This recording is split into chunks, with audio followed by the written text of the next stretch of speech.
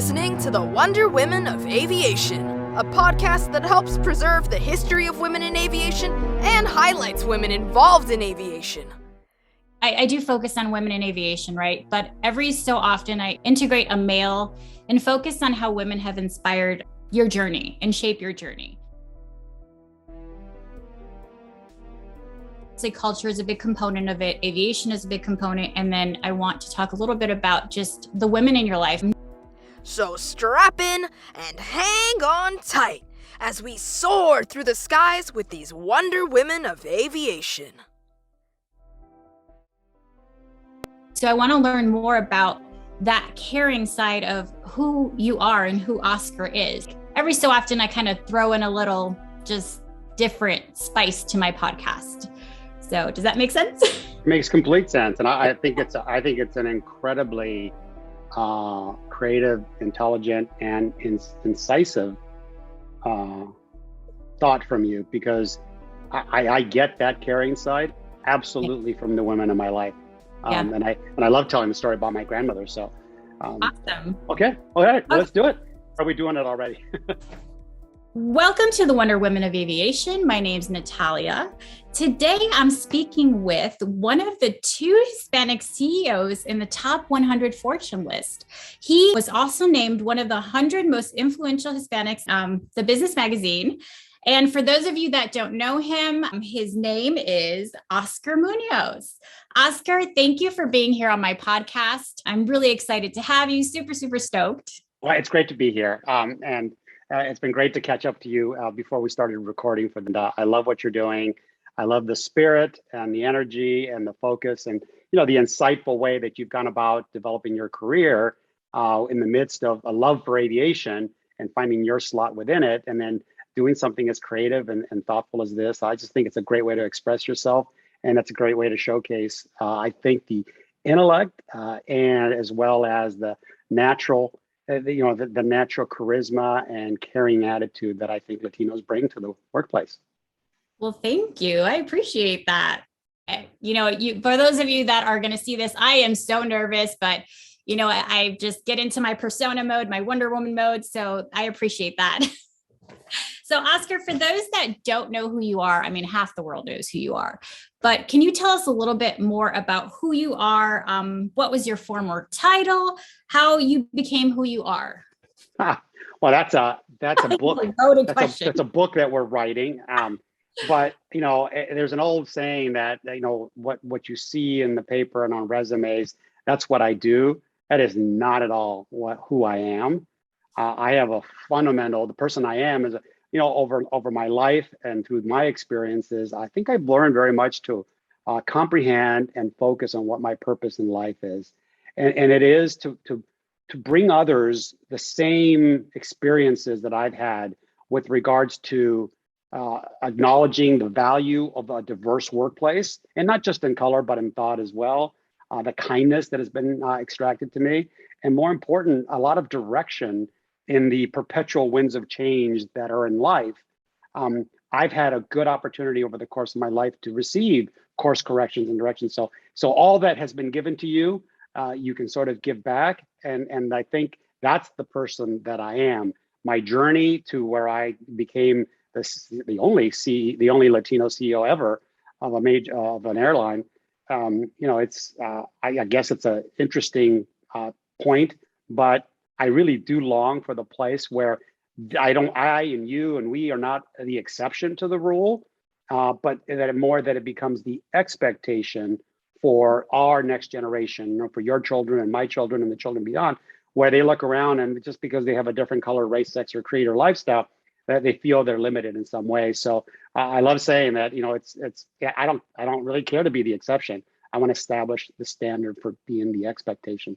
So the journey's been wild and long and tortuous and filled with ups and downs. But throughout of that, as I said before, the direction I've received, the kindness that I've received, and I think the value I've created back in investing in others and helping has been part of my journey. So a lot in all of those words, but I'm happy to dive into any one of those things. Oh, absolutely. I'm going to take it back. So you are first generation college grad, but you were born in Mexico. Talk a little bit about when did you come over, a little bit about your culture, your heritage. Who is the Munoz family? Yeah. So it's a wild and sordid past. I was sort of, as we think about dreamers today, I was a dreamer before any of that was cool or knowledge. It's like, so I came across, got in the car and came across, and after being born in Mexico very early in life, and I guess at the end of the day, just assimilated into the world that is America, came at a time where I think it was important, or at least most expected of immigrants, to assimilate. So, sort of leave your heritage behind, leave your language skills behind, leave the difference, because at the time it was not good to be something different, right? Even though the bias and racial issues that exist today existed even more so back then. So I learned very early on to just become infinitely more American, as a lot of immigrants of my generation and generation before me came. I don't talk about regrets much, because it's an interesting concept, but there's not much you can do about it. But I think if I had to do some things all over again, I would have held on to my heritage a little longer. But again, for all of you that are in your generation, it's become a strong point of strength and conviction and power and Wonder Woman-ish sort of thing, to be someone that just happens to be Hispanic or whatever race. That wasn't the case back then. I mean, you really had to assimilate, because there frankly wasn't that many people around us. So, forging your way through that was difficult. If I had to do it again, I think I would do it in a more Latino way, I think. It's interesting you say that, and we're going to touch on that in a little bit later in the interview. But for me, myself, I'm bicultural. I'm half Italian, half Colombian. So I can totally understand and identify with, for a lack of better words, identity issues, right? Because it's like, where do I fit in the equation? Am I Latina enough? Am I American enough? Like, for me personally, growing up, it was a challenge. So it's interesting to hear that. And I don't know if it's just the time, the era, obviously things have changed, but to hear that is definitely, there's someone else out there like me. Yeah, well, and there's a lot of people beyond you and I that have gone through many of their own personal journeys. And I think, why I accept conversations like this, because you're a real person and doing a real job and work, and the people that follow you, and hopefully even more, will see that they too are just really normal. And then the struggles we all face as humans first, and then all the, the crap that comes around us all the time affects all of us. And, mental health has become a big issue, and all.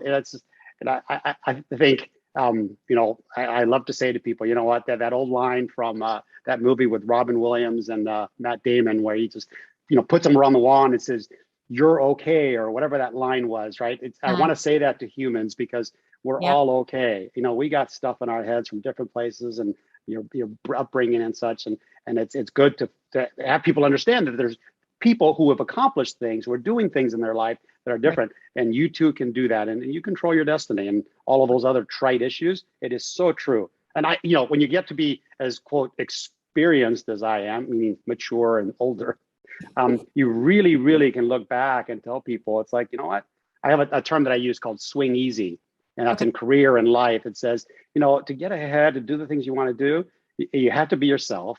And very similar to athletes in golf or tennis or whatever, if you watch them do what they do, they swing easy. And the ball in golf goes far, long, and straight. And us hacks that get out there, we want to swing really hard, and it goes awkward. And that's the sort of the analog that I use for people in life and in careers. Is just, just swing a little easy. You'll be amazed at how further and straighter the course and direction of your career goes. Oh, absolutely. I think that's one thing I learned later in life. It's like, first of all, go with the flow, which goes with swing easy, because not everything's going to go as planned. I mean, I have a list of questions and I'm just going with the flow. And then obviously be true to yourself, which is why I started the podcast. And it's about women in aviation. It's part of my journey. And I want to go back to, people are thinking, why is Oscar on a women in aviation podcast? But the women in your life were a big influence and helped shape your journey. And I want to talk a little bit more about your abuelita, your mom. You have 5 sisters. It sounds like you have 9 siblings and you're the eldest of 9 siblings. So women have been a big part of your life. Can you talk a little bit about how they helped shape the Oscar that we know now? Yeah. Well, first, the only incorrect statement that you made to a degree is that I'm the oldest of the 9. While demographically that is true, as many people know, a few years ago I received a heart transplant, which was a lot younger. So my heart's only 34 years old. So I technically am the hashtag youngest child in our family, which creates a lot of contention. Which creates a lot of contention with my family. So, well, listen, I think that of all questions that you'll ask today, that's probably the most personal to me. There is absolutely no question in my life that my career, my how I lead, all of that has been absolutely shaped by women. The first and foremost really being my abuelita, my maternal grandmother. When I was in Mexico, my mom had to leave me behind when she came to the United States early, and I spent all of my formative years with my abuelita in Mexico. She was we didn't have a home where she lived, but she wasn't homeless. And only Latinos and Latinas can understand that, the concept of familia, right? Because we went to, I don't know how many family members, I vaguely remember all these things, but we were always at someone's house. We were always welcome, and cruised around so many different places until, frankly, America opened its doors to me, and I came across as that original dreamer. And so, what is most telling about my grandmother, and I think it's very much what has shaped me all my life, is she was just this incredibly, of course, hardworking, as people tend to be in the Latino space. She was hardworking. She was loyal, and she never complained.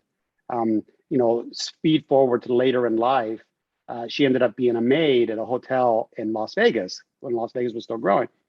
And I went my way. I went to school. I went to live with my mom and my new family. And so we separated, but I always kept in touch with Mama Josefina, I called her. And I'd go visit her, and she'd have her little friends at her little place that she lived. And she was living wonderful. But it wasn't until she retired that I really learned, sort of her true value to my upbringing. When she was retiring, I got a note from one of her friends. It's like, hey, Josefina is retiring finally at the ripe age of 86, just to be clear. It would be great if you could come. So I drive. I was in Los Angeles, so I drive out to Las Vegas, and thinking, it's going to be that same little group of the old ladies, and we're going to go have fun. And my great grandmother was just always just wonderful to me. I mean, it's unconditional love like I've never heard or felt it or seen it. And I mean, it doesn't matter what I did or say. She just held me up in such thing, and we all kind of dig that, right? There's nothing wrong with that.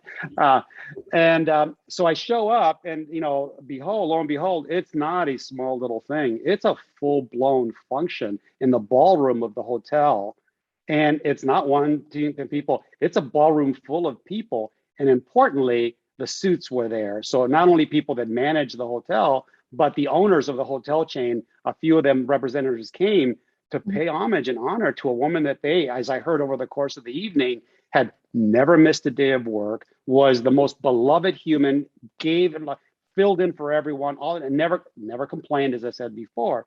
And why that's a wonderful sentiment, and it was really unfortunate to hear that so late in her life. Where it really comes home is her physical state was in complete disarray and decay. She had arthritis in one of her legs so bad that a couple years later, her ankle fused, where it was just this giant thing where it just never moved. And again, the entire time she just kept working. No one ever knew that was an issue with her. And so I think of that ethic, of that work, and I think of all the things that I face in my life and my career, and I look at her. My absolute worst day could probably be a best day for her because of what she had to do from a physical perspective. And that's always been the sort of the start. So again, when I want to complain or feel bad about myself, it's like, okay, big guy, suck it up, That at work. No. And I could go on, my mom was a chip off the old block and raised all 9 kids. And I'll tell you, having 5 independent, wonderful, incredible sisters, growing up in a household that was, not a big house necessarily. We didn't have a lot of things, we didn't have a lot of material things, but there was a lot of love and there was a lot of contention for, the bathroom and stuff.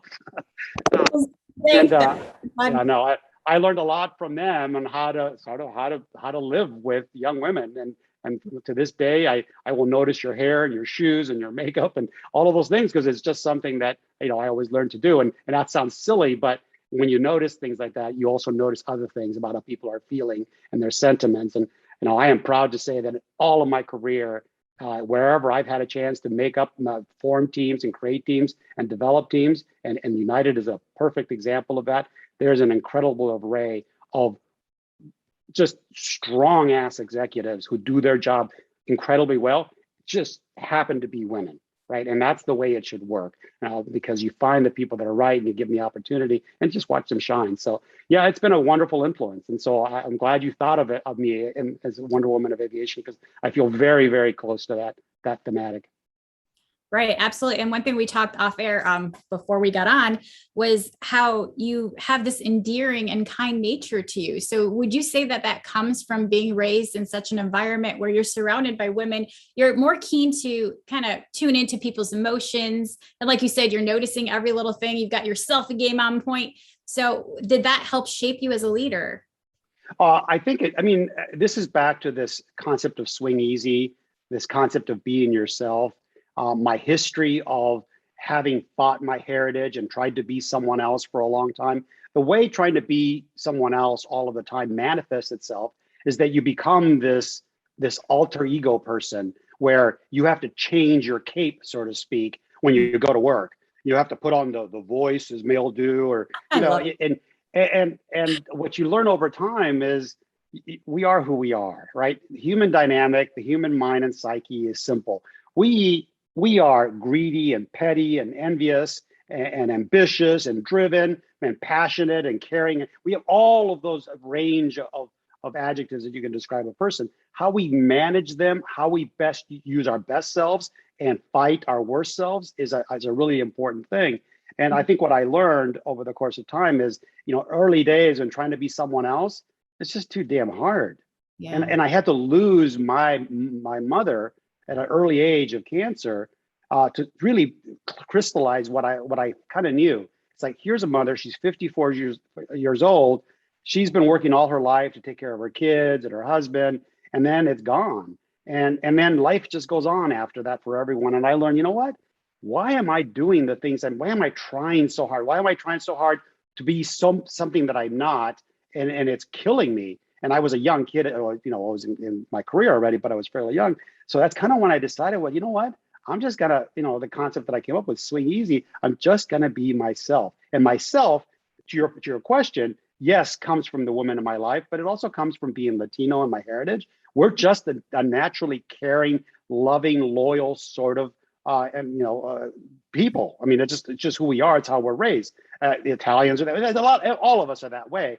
But yep. you forget that upbringing that raised me, and so it was a combination of all of those things where it's like that's who I am. And so as soon as as wonderful as my trajectory career-wise was going at the time, when I let go and I started just interacting with people and being myself, the trajectory even got steeper. It was crazy how much, and that's where the swing easy concept came. It's like as soon as I learned to let all that go, and I think what you find out is we all try to put a front onto someone else to impress them, right? It's a natural thing.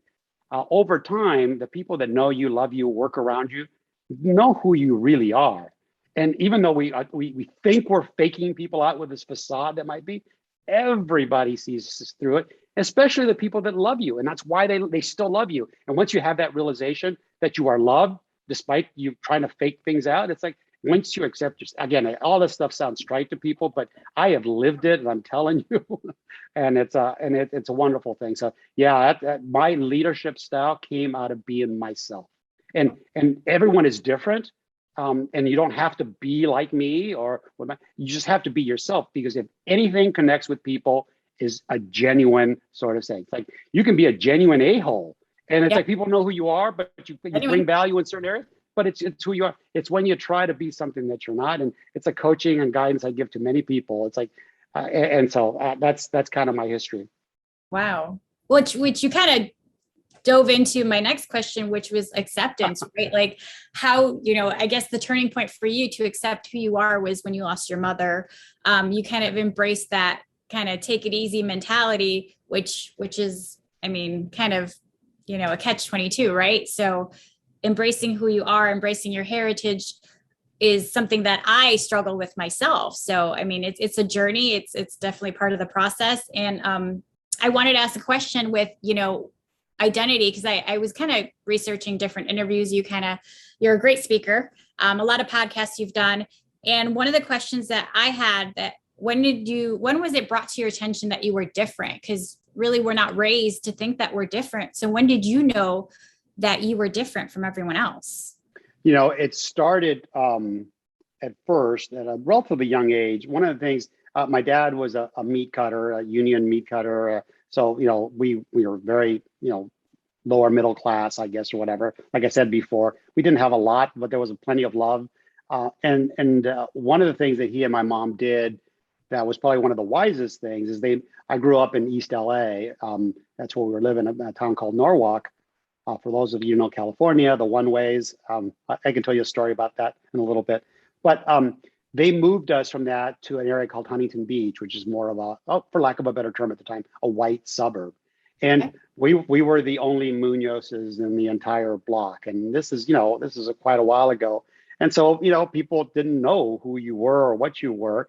And so you felt a little different than that. And then, but you're a kid and you go around, like you said, we're not raised or trained to, hey, I'm different, so people are going to, but you would feel little things. I had a neighbor who I was a good friend with, but his mom would always, at different times when there were several kids playing at the house, she would come into the group and say, oh, maybe it's time for Oscar to go home. Like, I'd always say, what the hell? What do you mean? Why am I, what did I do? And so you felt things like that. I think in high school, when I was dating, I had a girlfriend whose parents told her at one time, it's like, yeah, shouldn't you date someone more like yourself, or some of those things. Okay. But you know what? So you felt all those little things, and it was really, as I achieved things from an academic perspective, from an athletic perspective, you became a little more accepted, because then you have back to this issue of identity. Then it was easy for people that aren't like you and I to say, oh, he's not like all of them. He is smart and he's athletic and he can speak good, or whatever it is that people that. And African Americans have the same problem. I used to use the word articulate, and a lot of people in the African American hate that, because it suggests that the majority aren't, and therefore if someone is, wow, so you must be different. And yeah, gummit, we're not different, right? There's many of us like us if you give us the opportunity. And so, you begin to feel some of that. But again, I was still in a world of needing to assimilate, so I would play along for a long time, a lot through college. And then finally, when I got a little bit later in my career, that I was able to really embrace who I was. It's interesting. Again, same journey, different story. But I think for me personally, growing up I always kind of knew that I was different. But what was disheartening for me, and I'm going to get into this, is, as an adult, right? I'm in the air show circuit, and I'm not going to name any names, but I went to one of these shows in a small town, and I had an older lady come up to me, and she was like, oh, you're so well-spoken, you're articulate. Where are you from? I'm like, Chicago. She's like, no, but where are you from? Yeah. I'm like, the United States. She's like, well, you speak really well. Where did you learn that? I'm like, if you're talking about my cultural background and my heritage, I'm half Italian, half Colombian, but I'm first generation American. So for me, it was kind of disheartening to hear that those silos still exist. And it's like, this was maybe 3 years ago. And I'm like, what? Which is kind of delving into your career, in corporate America, being the first Latino of a CEO. How did you overcome those? I kind of just laughed it off, but how did you overcome, certain, I'm sure it happened to you too. Yeah. Oh, no. Plenty of times. I mentioned how people tend to categorize you in you're different than them. Right. I had a board member at one of my previous companies one day at a function I had been recognized a long time ago, kind of, top 40 under 40 sort of rising professionals in the Latino space, and some magazines showed it, and somebody distributed. And so this guy comes up to me, puts his arm, and goes, "Oh, that's so great that we the company gets credit for you," meaning we're getting credit for something that isn't actually true because you're not really like those people. And I remember looking at him. It's like I'm sorry, sir, I don't understand that. And I remember him being kind of taken aback and almost a little upset. And he didn't know what he said. And it took a while, a couple of years, for me to have the full conversation of how that can feel. And I think to your question about my journey that I've learned, and I would give to everyone, the importance of dialogue in the issues of race, color, sex, creed, lifestyle. Dialogue meaning that people are allowed to say on both sides what they feel. Because we all know that there's a very large, group of people in America who hate the concept of race and color or sexual orientation, right? They just don't see it. Either it's philosophical or religious or whatever. We all have that right. I mean, that's why we came to this country. So we what I say about dialogue is we have to allow people to say things. And again, in this particular example, a white person to say, like, I don't understand why we're having to do that. Hire someone black, hire someone brown, or whatever. So aren't we looking for the best person? Now, it may be off-putting to someone and we may get upset, but if we don't deal with that comment and converse and create dialogue in a meaningful, balanced way where rather than get upset, you can say, well, ma'am or sir, here is why I would offer you the example of why that's important. Mm-hmm. And when you create that dialogue, you may not get them to agree or whatever, but they're not going to walk away thinking, oh boy, in this country, I can't say what I mean. You can, as long as you're willing to listen and people on the other side are willing to sort of dialogue back. There's an example during last summer, during the Black Lives Matter and all the discord that we had, and this is in the Black community. There's a quarterback that just retired from the New Orleans Saints named Drew Brees, a very Hall of Fame guy, incredible leader, wonderful human being and family guy. And nobody would ever call him in the nearest way sort of racist. But if you all remember, there was a Black Lives Matter and then an All Lives Matter sort of counterpart that was getting the dialogue. And Drew Brees is just, he's just a football player. And somebody asked him how he feels about this. And, in a way that was just him, he said, well, no, I do agree that, shouldn't all lives matter. And he said that. And the shitstorm that came out of it was pretty significant. But here's what he did. And I use this as an example a lot because I think it's important. Rather than get offended by it or pull back, what Drew did is he went back to his teammates, his African-American teammates, and for 24 hours, he went and talked to as many of them as would talk to him.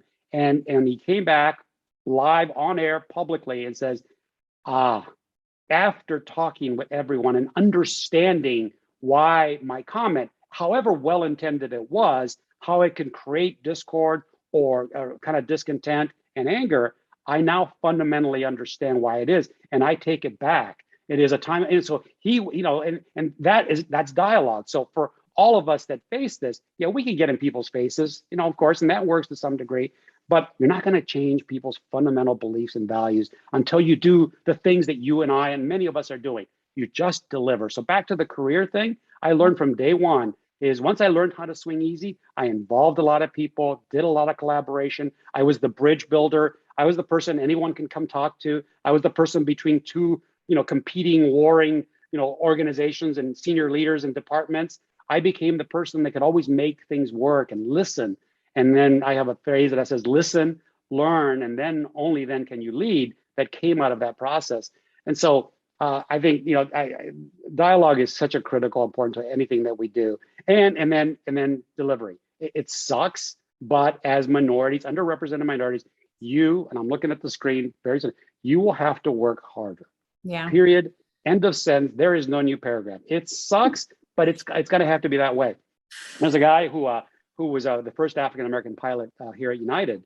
And he said this wonderfully many years ago. He grew up in Alabama and that segregation area. And he says, you learn as a young kid that you have to work twice as hard to get half as far. Right. And I think that's improved. I think you should always work twice as hard until you do. And I think you get a lot further than you think. And I'm an example of that. And it is changing, but I think it helps more with dialogue than just full frontal sort of attacks on things. That's just my particular style. It leads into my next question, just flowing. You're just flowing right along. Working twice as hard. That's something that I've experienced myself, right? You've got to push harder. You've got to be that squeaky wheel. You've got to kind of get in people's faces. But the hardest part, and I'm sure other people can share the same sentiment, is how do you not lose that passion? Because you're a big advocate of following and pursuing your passions, being who you are, knowing who you are. But when you know the world is against you and you know that people believe these thoughts and have these feelings, how do you stay positive? This is just a personal question. No, listen, I think we touched on it briefly about the importance of mental health, of personal confidence. I think it stems, at least in my opinion, sort of experience, is the more you learn to understand yourself and who you are, what you do well, what you don't do well, what ticks you off, what throws you over the edge. And again, in accepting the fact that some of it can be petty or greedy or envious or just not in this. I just knowing yourself, really, I always say when I make speeches, it's like, know yourself. It's like, and then I stop. It's like, no, really, you have to understand that we all have these various spectrum of psyches that we manage and fall, and know that you're prone to some of them. They're the most obvious is temper. I have a temper. Well, how do you manage and work through that? And so how do you stay positive, Melty? There's the concept of physical health, mental health, and I think to some degree, sort of, I'm trying to think of the third term. Something like religion, right? Again, I'm not pushing any one of these things, but the more you look for yourself, the more you know yourself, and the more you keep yourself healthy across all those things, having something to believe in that's bigger than you, having something to work through, having something to rely on, whether it's meditation or yoga. I mean, there's 1,000 different ways where people try to find themselves, but it is important to do that. And once you have that a little bit, you're still going to get slapped around. There's all sorts of stuff that's going to hit you and knock your ass down. And that job of a leader, I always say, and this is something a boss said to me many, many years ago, hey, my job is to let you run and go and work and do whatever you got to do. And when you fall down, and my job is to go in there, pick you up, dust you off, and then throw you right back into the fray. Because there is no participation medals in life. There is nothing of that. You've got to make your own thing. And the more you get comfortable with yourself, and the more people will come into your fold and provide you kindness and direction. I mean, I have so many stories of people, who I'm thinking, I'm all that, I'm the smart kid. I was the youngest at everything I did for so long. And then every once in a while, somebody that really, I always say that sharing is caring. Yeah. When somebody would come to you and say, you're great, but if you have a minute, I wouldn't mind telling you about something else that you might want to do better. And I've had such wonderful course correction over time, and it's made a difference. And that's how you stay grounded, in the sense that again, and it all stems back to my grandmother, right? In my angriest of moments, when I want to lash out at someone, and I think the world is caving, nobody understands me, and when you're a public company individual, a public person like myself, and do what you do, you get a lot of opportunities to get thrashed about in all these different places. Yeah. And so, but knowing who you are and your principles, and you'll probably ask me about one of my best and worst moments in career, and I have a specific example how knowing yourself makes a big, big difference. Oh yeah, absolutely. And that was good. That was going to be my question. What was the highlight and low light? But I'm going to save that for later, because we're on mental health right now. So the power of positivity, I believe in the power of positivity, what you say, manifests into the world. So what do you specifically do? I know you're big into fitness. You kind of went through a tough time in your life in 2015. So what do you do to stay mentally, physically, kind of sane? Everything and anything. I think get back to the concept of personal health, mental health, and I think the term I was using maybe is emotional health. I think it's important to take care of all those three parameters.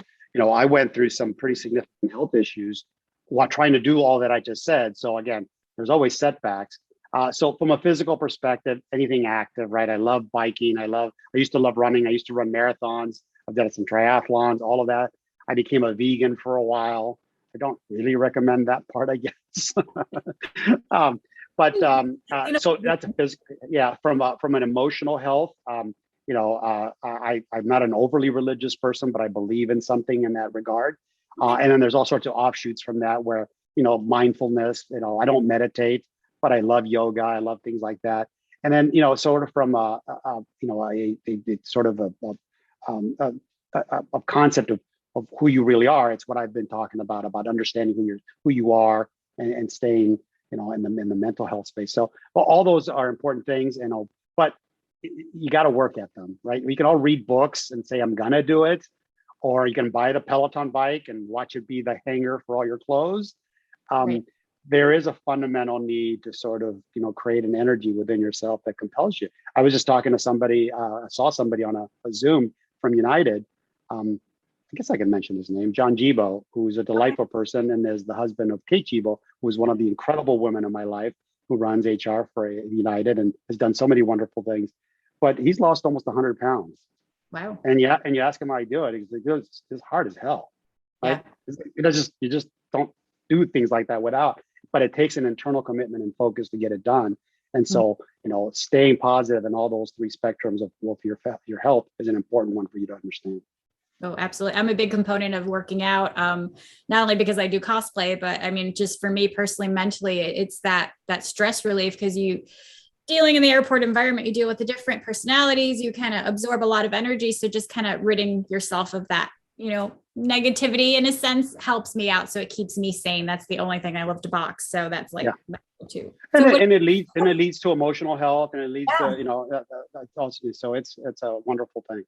Absolutely. Well, thank you for sharing that. I never pegged you for a yoga person. Oh, hey, I did a yoga class. If anybody was on Peloton, there's an Elton John class that'll kick your butt. Oh my God. It's like, this morning, I'm like, ouch. Wow. No. It's an intense, I love it though. It's a great. Who would have thought you learned something new? Oscar likes yoga. Switching the gears back to your career. So you kind of briefly touched it, the highs and lows of your career and overcoming them. What would you consider yourself, and this could be in any job because you've held, different roles throughout your life. What is one of the highs of your career, highest moments? I've been, this will sound like whole answers, I have an incredible career. I've had so many moments. I've gotten a chance to, be in rooms and meet with people personally, and have reached out to me that run nations all over the world. When you run an airline, you're very sought after, so you get audience with different people. But I would say, somebody asked me about my legacy at United, and I mean this from the bottom of my heart. And this because of the work that you do and the people that work in our airports and work in our ramp and work in tech ops, the frontline people that do all the work in essence. People that are just wonderful, basic people. It's about as diverse a workforce as you can possibly imagine, right? I mean, it's just who they are.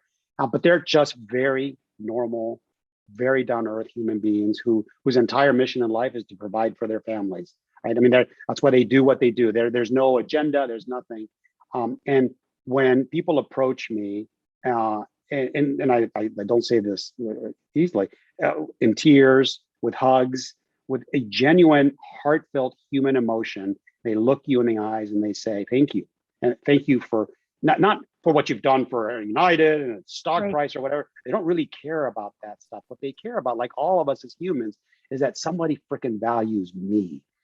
People, when they say you have brought to, you've brought to us, they say, but I know what it means is that, it sucks to work at a place. I mean, when I first started United, and people would say things like, I'm so embarrassed to work here that if I'm at a party and someone asks me where I work, I'd rather say I am without a job. I am unemployed than to say I work at United. And you've seen the people that change their badge around and also see their name.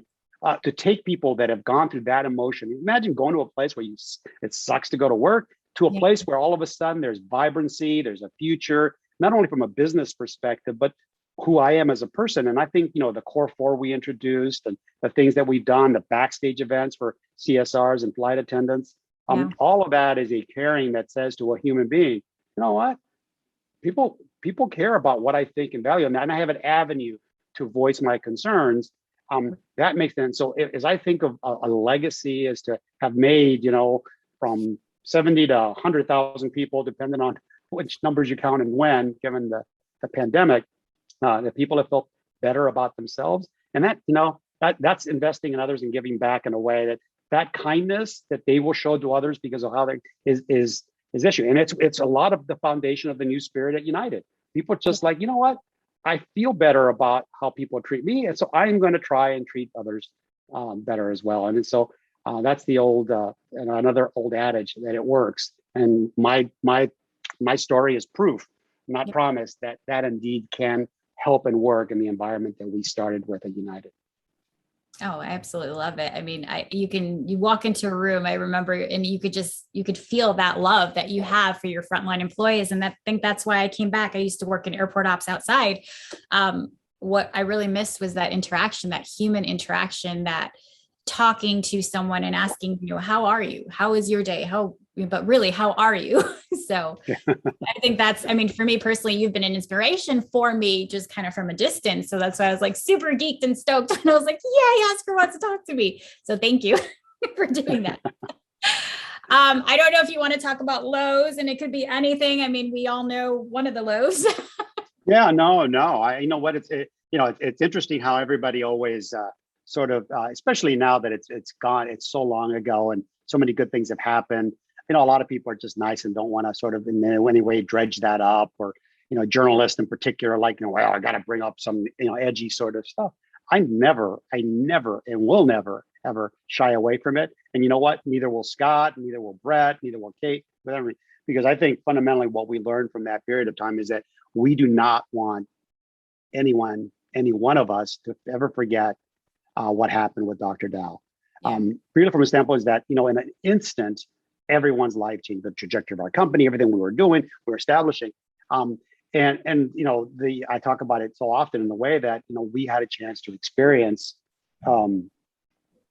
something that unfortunately was harmful for a bit, but the way we went about it over the course of time, after some initial sort of screw ups on my part, was, what we were able to do quickly thereafter really began to even more strongly bond our company. I always use the example that 2 months following that event, and after my Good Morning America TV appearance a couple of days later, we had the strongest operational records in our company and in the industry, where we had been sort of flailing behind.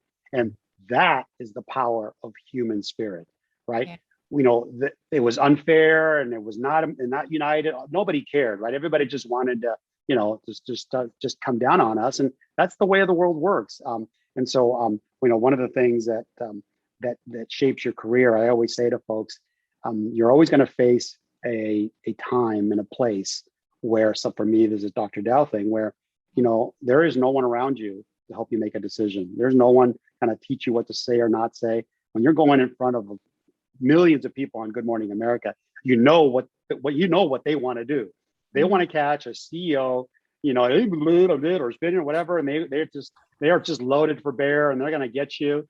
And over the course of the evening, I always tell the story. I went down on my hands and knees in the middle of the night, and I looked above, again, not overly religious, but I was really reaching out to my maternal grandmother that we spoke about earlier. So that comes full circle.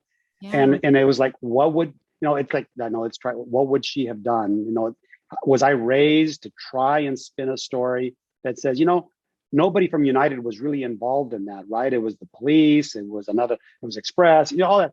None of that matters, right? It was our brand, our concept. So I just went up, and then she tried to fire this big question at me. I said, you know what? You're correct. I was wrong. I let the policies and procedures get in the way of doing the right thing for another human being, and that should have never happened. And once you say something like that, they don't really have a lot of places to go. That wasn't necessarily what I was coached to say, but it had to be me. And I had to think about how am I going to defend whatever I say going forward? If it doesn't come from inside and who I am, and again, my heritage, my upbringing, my influences, all of that, I'm always going to have to tell that fake story that isn't me. So I said, you know what? Hey, I don't care. And as you know, everybody got crazy about it for a little while, but there was nowhere to go from that. It's like, he's kind of said that he owns it. It's his problem. And here's what they're going to do about it. And you can just repeat that because that was the meaningful thing. It didn't make everyone happy. I still talk about it to this day when people inside the company will say, like, why did you do that? Why didn't you just, tell them the truth about what really happened and how it wasn't united? Because you know what? That's not who I am. It's like, the buck does stop at a certain place, and that happens to be in my office. But again, I know with all of you that are listening, there'll be a time and place where you have to rely on who you really are, which is back to my issue, knowing who you are, knowing what influences you, knowing your convictions about things. You'll get tested. You can fake it a lot of times, but there's a time and place where there is no. For me, being in front of millions of people, Good Morning America, on this subject was that time, because it's like, oh crap, right? The fate of the corporation, of the brand, frankly, of my heritage, our heritage, and what we do. All of that was in play because if it went badly, but then again, my grandmother would say, why would you do anything but just say the truth and say what you really feel? And that's by far the most defensible, even if people deem it wrong. And transparency and telling the truth goes a long way. I mean, that's one thing I've learned throughout life. I mean, eventually things kind of come twofold. And as journalists, you have to ask those questions. But as an individual, just, telling the truth is something that, I mean, you get respect and it's valued, so that's definitely inspirational. I mean, you turn something negative into something positive for the whole culture of a company. Core 4, caring. It's just, that's something that we preach to this day and we still practice it. And as a leader myself, I mean, I'm like, do the right thing. What's the right thing to do for the customer? No, you mentioned the word that's probably most important. We haven't talked. In fact, I have a fireside chat in an hour or so. And the concept is about trust in corporations and how trust. And I just happen to believe that trust is the most important thing in anything you do. I mean, and it's like, well, there's lots of books about a lot of things you can do in business, but at the end of the day, as a human being, and all businesses have human beings inside them, the lack of trust creates rancor. And when you have trust, so many things can happen because people are making decisions in their mind every moment of the day. And if there's trust and goodwill, they'll do the right thing to your point. And if there's not, they're gonna like, you know what? No one does the right thing for me. Guess what? I ain't gonna do it either. And in our business, that's death, right? And that's anathema. No, absolutely. Yeah. No, thank you for that. We did touch, I did have a question about diversity, equity, inclusion, but kind of throughout the whole conversation, that's something that we've talked about was diversity, equity, inclusion. And I think it's great how the company itself is doing so much for, minorities, especially in aviation with Aviate. One question I had for you is, what can we do to be more inclusive, which you've kind of touched, but personally, what, in your opinion, what can we do as, I think a lot of companies are doing a lot of different things and they're trying to mimic each other. And there's a lot of conversation about what people do. I told you offline that I'm not doing as many Hispanic Heritage Month speeches as I would normally do, because when the same companies call back and my first question is, all right, what progress have you made in this space since we last spoke? And if they can't really articulate anything meaningful, then it's like, you know what, when you do, call me back and I'll be happy to talk, because there has to be, I'm not going to invest my time to talk just to have a lot of smiley faces and everybody nodding their head and they move on. There has to be some action. So there are movies and things. I think the one thing that I'm really pushing with every company that I have, beyond all the initiatives and all the things that people are doing, which are wonderful and great, at some point in time, there has to be a mechanism, a feedback mechanism that actually touches on an individual's emotions and feelings about whether or not they feel included in the world around them in their workplace. And that is a tough, really, really, really hard benchmark. But that fundamentally is the end of it, right? If we're doing all this stuff, but privately you and I talk, and you say, you know what, I still feel like X or Y, or other people get ahead, or I'm still in certain rooms, still being excluded by little nuances, and I call them microaggressions, and we have all sorts of words for them.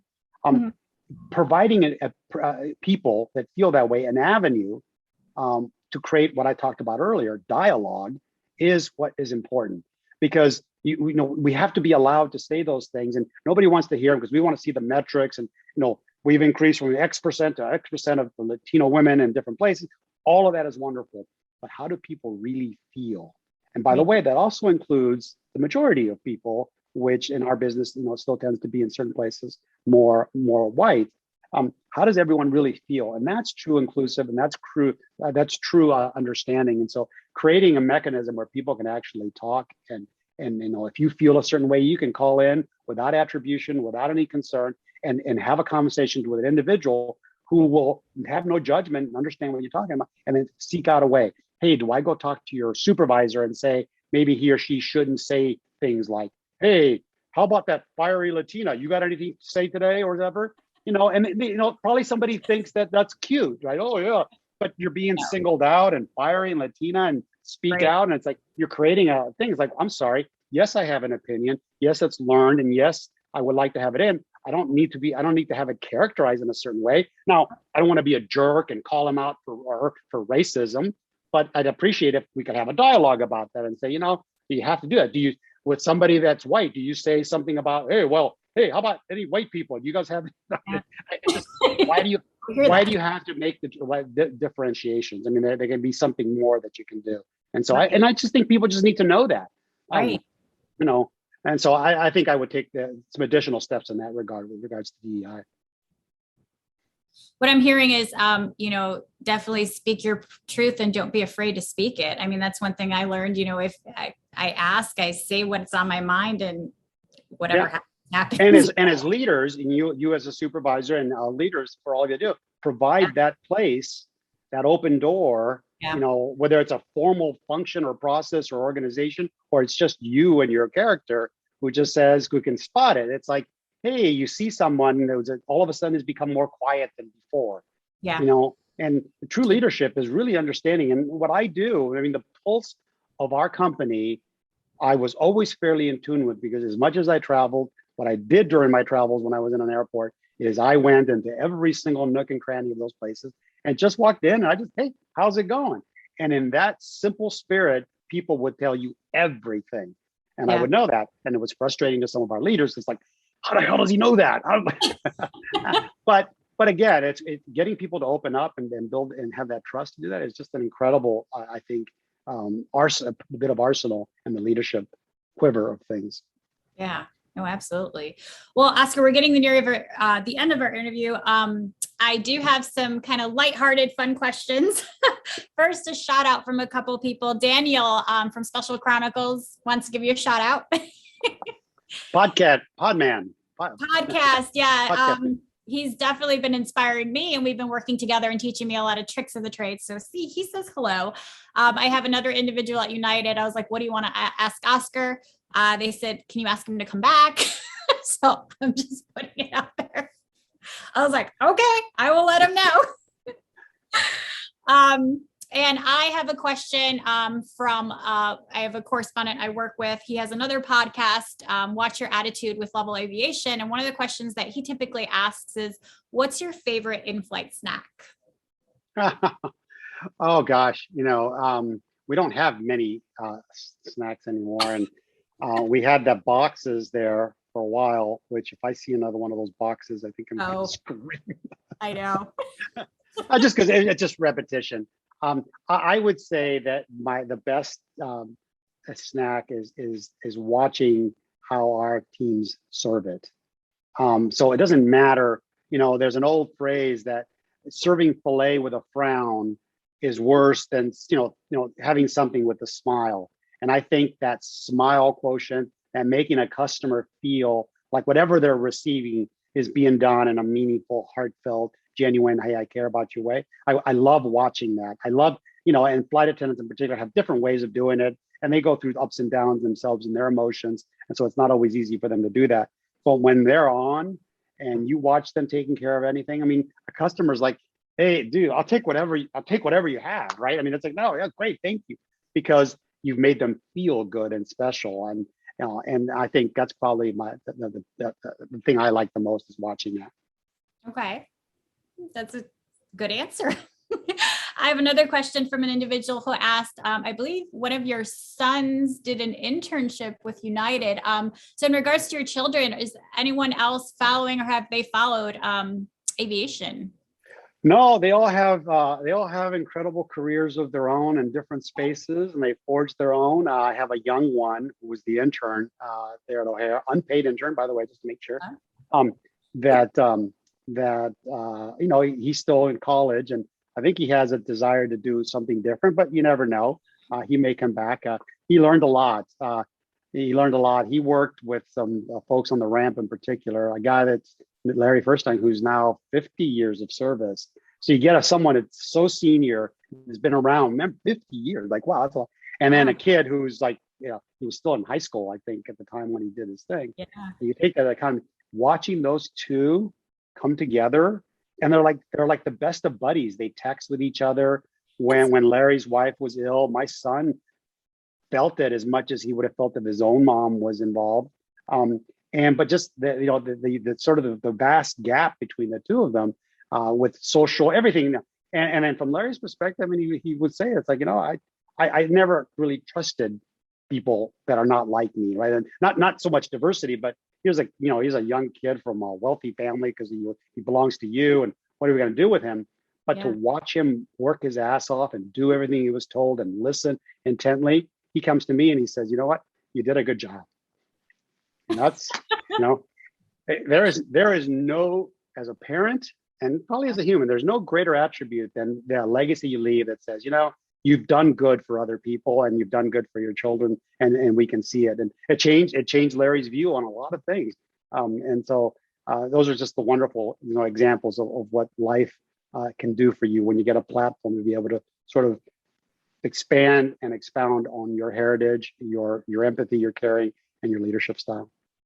Oh, wow. Absolutely. I think I also remember, they're like, oh, that's Oscar's son. It's like everyone be on your best behavior.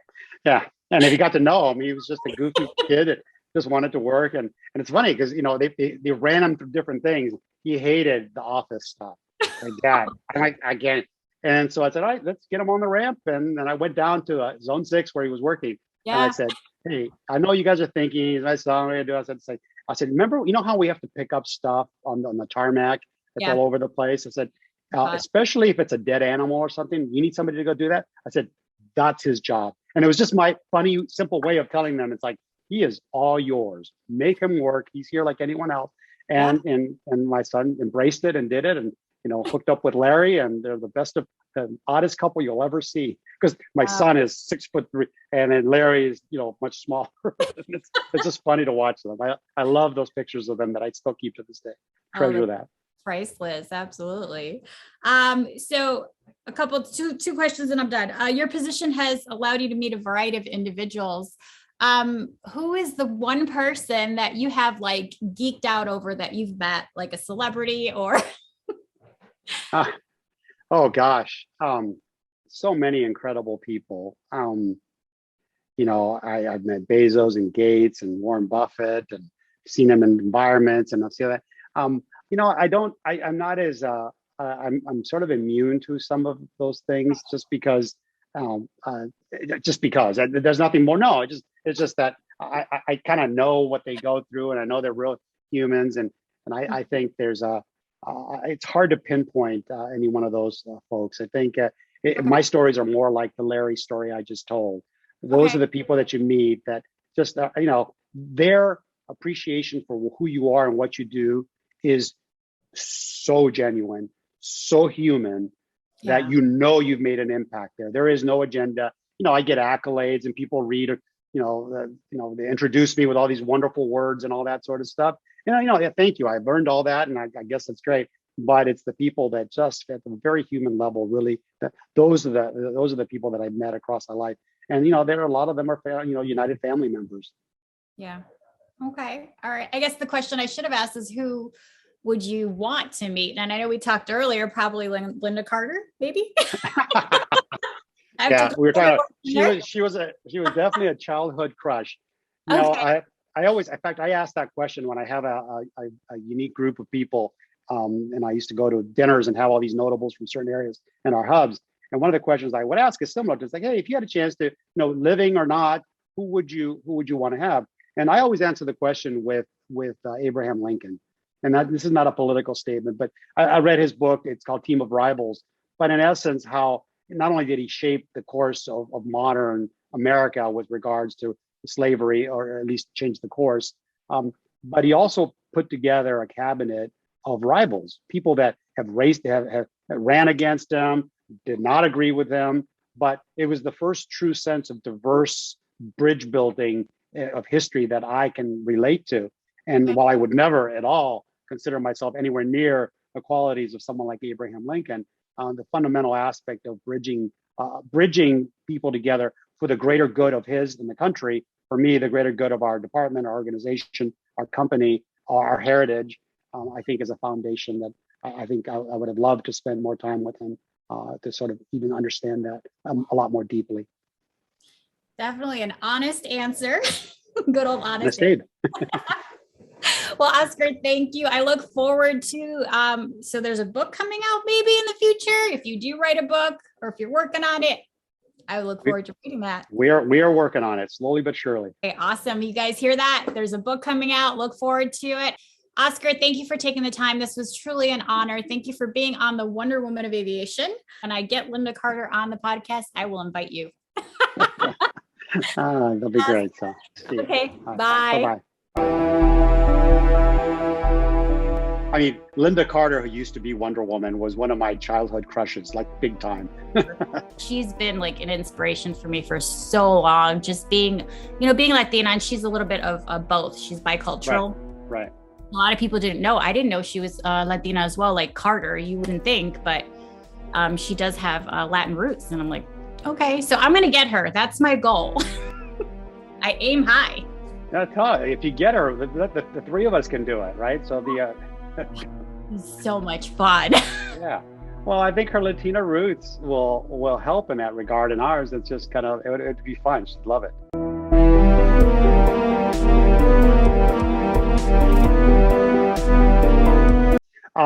Well, to all of you that are podcast watchers, there's many things out there, but there's a few that are genuine in their desire to truly blaze a trail for regular people like a lot of us are.